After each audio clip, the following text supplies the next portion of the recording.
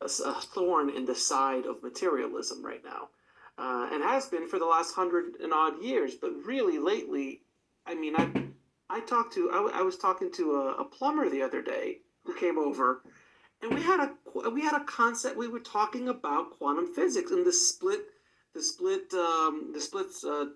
test. I forgot the name of it, but you know what I'm talking about. Yeah, and these kind of things, and we're talking about things that a plumber shouldn't really be talking about, but yet it's in the ether. So it is starting to shake the church of materialism without question.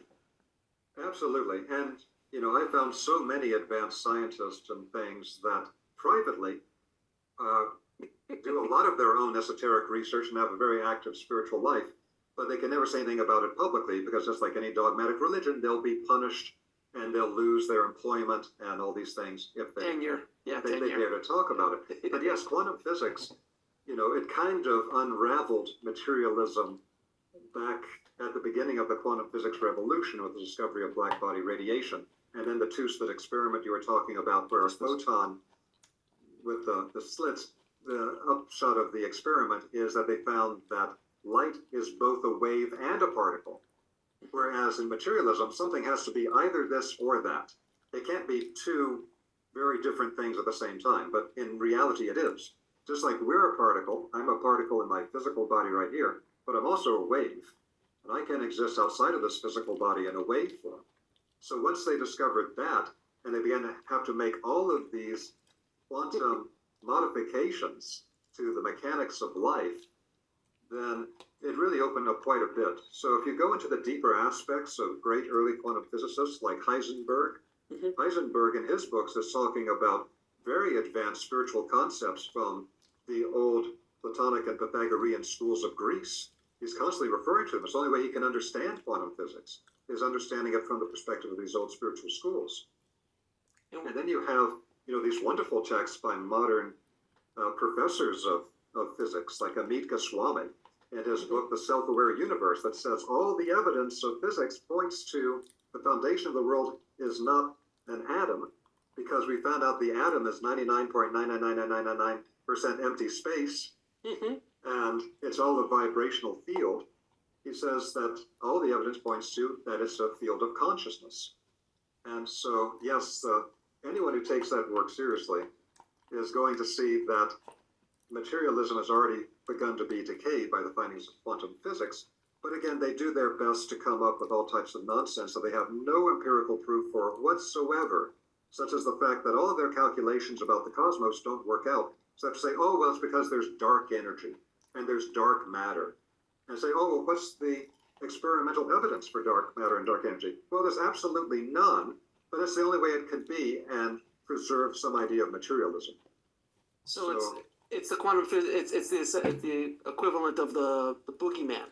Is there a boogeyman out there? Yes, there obviously is a boogeyman. Well, what kind of dark boogeyman is there out there? Like, is there proof of it? No, of course not. But it's essentially the boogeyman. They had to create something to keep the structure of a house of cards holding just a little bit longer, to the point where we all go, you're all ridiculous. Stop it. Unfortunately, dark matter and dark energy became the modern equivalent of the ancient teaching that the world was suspended on the back of a giant tortoise. And then they said, well, what's the tortoise resting on then? They said, well, it's tortoises all the way down. It's the exact same thing here. They can only keep a materialistic model in physics by saying that there's dark matter and dark energy, which they don't understand, and which is why none of their equations work out. But then if you say, where is the evidence for it? There's no evidence whatsoever. They're grasping at straws, and they've been looking for evidence for that stuff for decades. It's not there, because they're ignoring all of the non-physical realities that actually create the physical reality. Now, you've also mentioned in your teachings the subtle realms, and being able to connect with those subtle realms. Can you explain what the subtle realms are and how we can connect to them? Yes. So the material plane is the plane that, of course, is the most dense. And it's a type of alchemical box that we get put into. If we say that the material world is the three-dimensional world, then what you would learn in electrical engineering with the three axes of physical space and related to the propagation of electricity versus magnetism is you hold your fingers like this. So you've got up, down, you got front, back, you got side to side. That's a three-axis cross. that defines the three-dimensional physical world. Well, if you put a boundary, a wall, at the end of those three axes, you get a box, you get a cube. And that's what our physical world is. This was referred to in ancient traditions as the black cube of space. We incarnate into this black cube in the three-dimensional world to go through a particular part of our alchemical structuring as a spiritual being, developing our consciousness to higher and higher levels, and our abilities, our siddhas, our powers, to higher levels. So we are put into this for a particular reason, but we're only here for a particular period of time. It's a pretty short period of time. And then, we're out of Gen Pop and we're back to the greater spiritual world as we pass through the gate of death, which everybody who's materialist tries to ignore the fact that they are moving at a high rate of speed toward the time of death that they believe will be nothingness. And luckily for them, that's not true, but they're not developing their knowledge to be able to navigate that non-physical world when they get there, because they know nothing about it, which is fairly absurd, but nonetheless happening to millions of people today.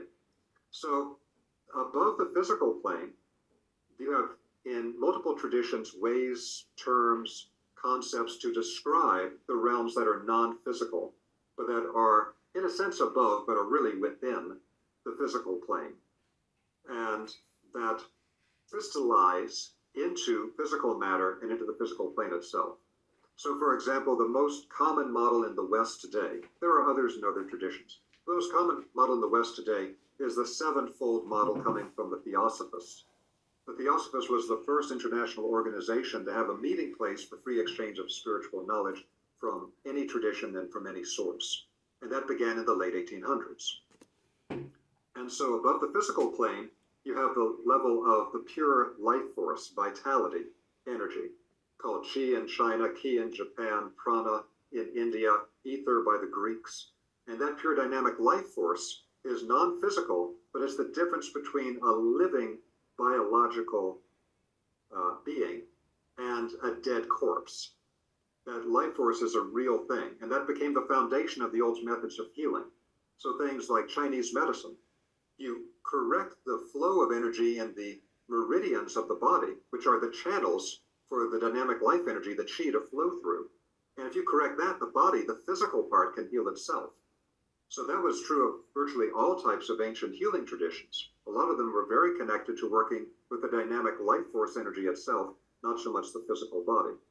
And the human being has within us, within the physical body, a body of life force energy that is referred to as the etheric body in the Western tradition today, and is referred to as the Ka in ancient Egypt. Then above that, you have the consciousness body, which starts with our emotional functioning as a subtle body, and then the mental functioning, and then the causal level, where we're generating karma, and we have spiritual influences on our life outcomes and things like that. Then you have the spiritual plane, where you have non-physical beings that are doing all kinds of things behind the scenes. There's way more non-physical beings than physical beings, and they're all around us all the time. And then at the highest level, all the multiplicity of these other levels form back into the one, which would be, for physics, the unified field. It's back to the one consciousness, the one being, where there's no division. So within ourselves, we have all of these things as subtle bodies. So we are actually participating on all those different higher planes simultaneously. But a person who's a complete materialist has no organs of perception except in the physical body. Right. As you go through certain types of spiritual practices, you can develop perception of the life energy. So let's say a person does Tai Chi or Qi Kong or some aspects of yoga, these types of things. You become aware of the energy and the energy movement. Then you do certain types of self-help practices where you're beginning to observe your emotional reactivity and the content of your thoughts, and you begin to work with that. Now you're working directly with the emotional and mental plane. Then you begin to do higher forms of practices to perceive the larger spiritual influences behind your entire life, or to directly open up the organs of spiritual perception, whether they're the ones in the head or elsewhere in the body of energy, to perceive the non-physical beings, etc. Because that's the kind of sight you would need to not be deaf, dumb, and blind once you cross the gate of death. So people often say, well, I'm just going to ignore all this spiritual stuff because at the time that I die, I guess I'll find out one way or the other. But that's kind of like saying, I'm never going to exercise, I'm never going to learn anything, and just at some random point in the future, I'll end up somewhere and get everything with no effort whatsoever. It's simply not the case. If you don't spend the time here to get a understanding of non-physical realities, that's going to affect your journey in the after-death state. If you have not spent the time to develop in your subtle bodies a direct perception of non-physical realities, you don't have an organ in you to perceive higher non-physical realities. It's like you didn't have eyes on the physical plane. So you end up going through the gate of death, like Helen Keller for the spiritual world, deaf, dumb, and blind. And that's why if you look at the old Egyptian documents, like the Egyptian Book of the Dead, which is really called the Book of Coming Forth into Light, because the spiritual world is not some gloomy world of death. It is the true world of light that we came from. This world is much gloomier compared to that one, unless you go to a very bad place in that non-physical world. But the higher levels of that non-physical world are incredible. And so they'll show you in these documents a human being going through the gate of death who's kind of bent over, like they're lame and they can't see where they're going, and their arm is being taken by a higher being that's leading them through these doorways. I'd love to hear one. I'd love to ask you about. I wanted to go back to what you said about the 12 petals and our ability to gain different abilities as we move down the spiritual path. Mm-hmm.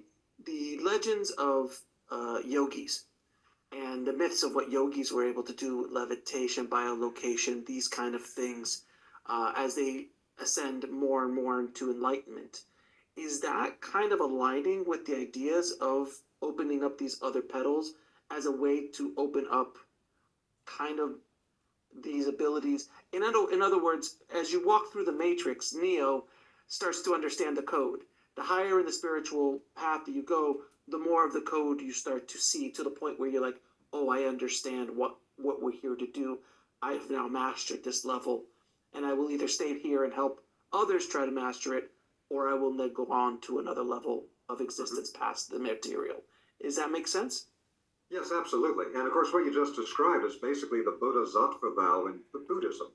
Mm-hmm. That once a person becomes more aware, more spiritually developed, they do have the choice that they don't have to keep incarnating on the physical plane. They could go off on a whole other trajectory in an omniverse that is so much more vast than most people can even conceive of. It's wild.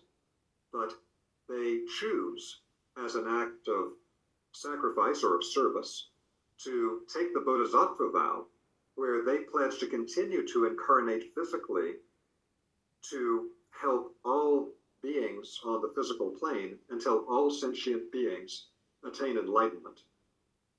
And so that's actually baked into one of the deep parts of esoteric Buddhism. And again, that's very much the case. But at the same time, we have to be very careful, because there's a lot of very loose talk about ascension these days, where people say, well, I'm not going to come back after this incarnation. And you can tell that when they're saying it, there's a type of escapism in it. If they've really transcended physical incarnation, you don't mind being here. You've mastered all the lessons. It's as easy as anything. No matter how horrific you think the experience is, you've been through it enough times. It's just like another day in the office. But when there's that type of pull to escape from the challenge, and you try to mask that in terms of, oh, I'm so spiritually developed that I don't need to come back anymore.